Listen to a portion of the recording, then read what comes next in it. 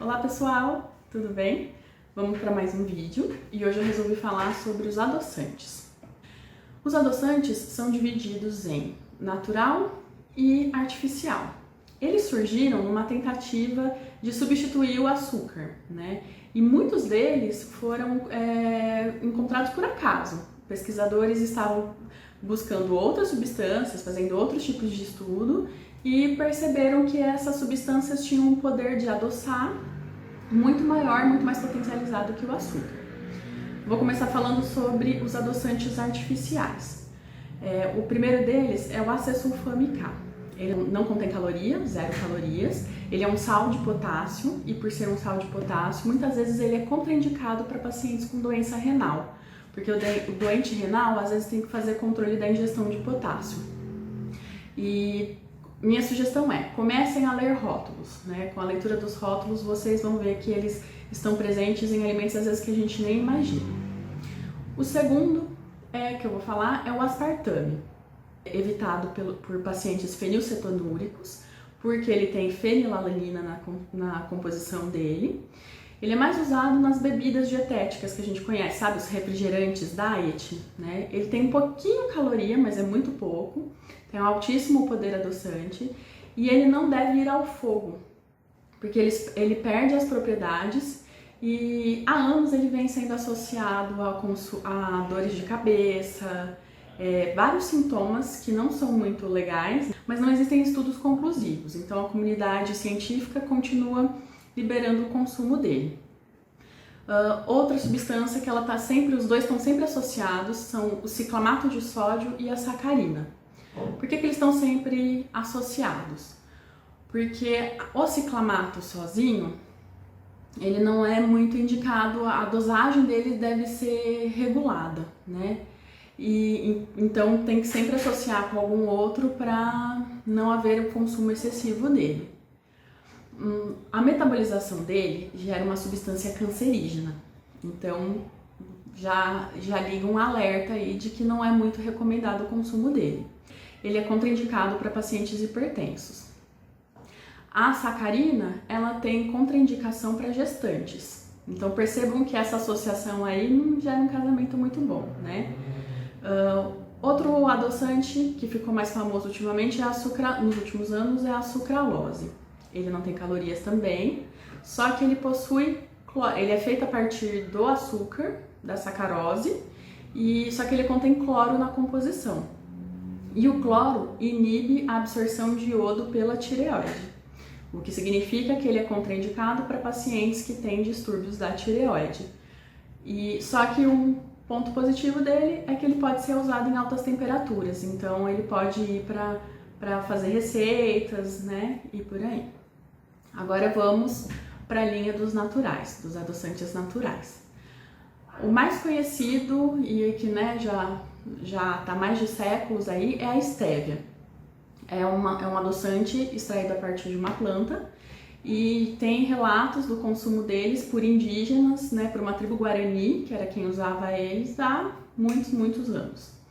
Ele não tem nenhum sinal de toxicidade, não é calórico e não tem nenhuma contraindicação. Ele pode ir ao fogo e pode ser congelado, então esse seria mais o ideal para cozinhar.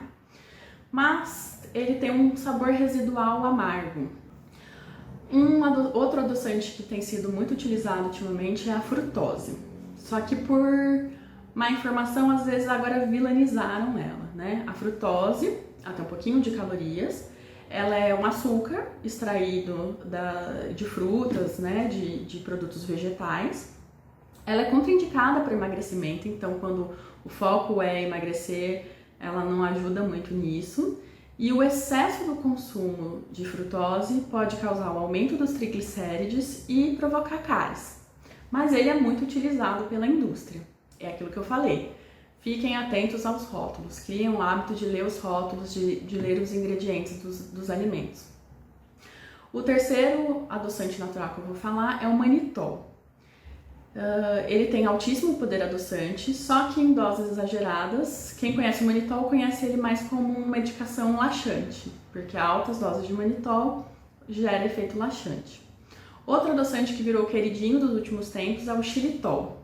Ele possui pouquíssimas calorias, só que o excesso dele também pode causar diarreia. Ele ficou famoso porque ele é parecidíssimo com açúcar, você pode usar as mesmas quantidades de que você usaria do açúcar nas receitas, e ao contrário da frutose, ele gera um fator protetor, evitando cáries nos dentes. Por isso que ele ficou tão queridinho, ele é o que mais se aproxima do açúcar e ainda tem um efeito benéfico.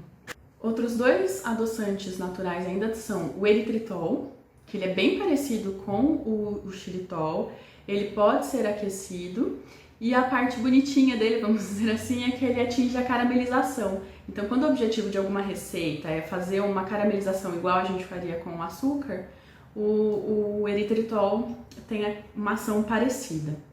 Mas ele equivale a 70% do açúcar. Então, quando for usar ele numa receita, tem que pôr um pouquinho a mais do que poria de açúcar. Tem que fazer as continhas de proporção, tá? E por último, o sorbitol.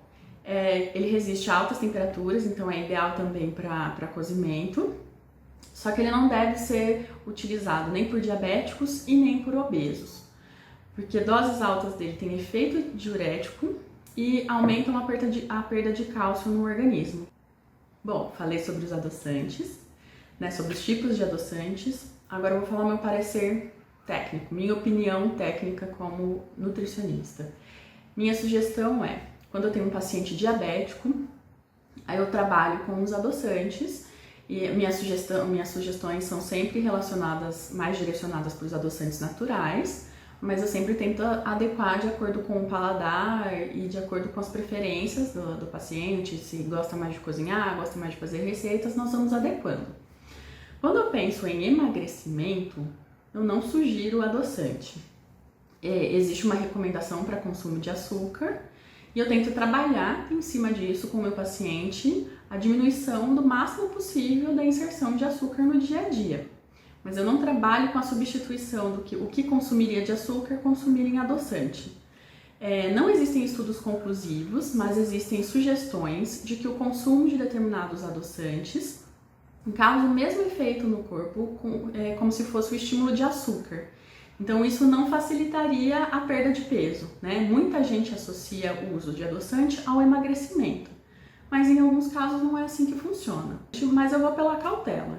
E assim, a minha sugestão é sempre partir pela naturalidade, mesmo usando adoçantes naturais.